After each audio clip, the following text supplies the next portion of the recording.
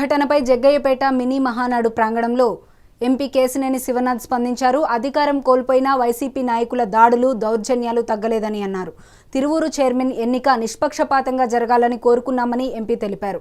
విజయవాడ నుంచి బయలుదేరిన YCP గుండాలను TDP నాయకులు పోలీసులకు అప్పగించారని తెలిపారు. తిరువూరు కౌన్సిలర్లను ఎక్కడా అడ్డుకోలేదని చెప్పారు. వైసీపీ నేతల పద్ధతి మార్చుకోవాలి, చైర్మన్ ఎన్నికల నిష్పక్షపాతంగా జరగాలి అని చెప్పి ఆయన కోరారు.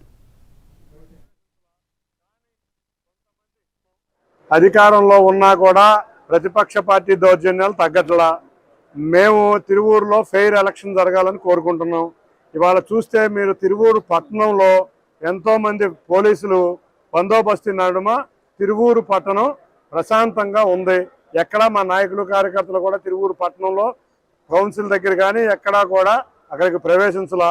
కానీ కొంతమంది విజయవాడ నుంచి బయలుదేరి నాయకులని చెప్పుకునే గోండాలు కొంతమంది దాడికి ప్రయత్నిస్తుంటే ఏ కొండూరు ప్రాంతంలో ఎవరైతే విజయవాడ ప్రాంతం నుంచి వెళ్ళిన నాయకుల్ని మా తెలుగుదేశం, ఎందుకంటే నిన్న కూడా చూసాం ప్రశాంతంగా ఎలక్షన్ జరగలేదు, వాళ్ళు ప్రశాంతంగా ఎలక్షన్ జరగాలని మేము కోరుకున్నాం.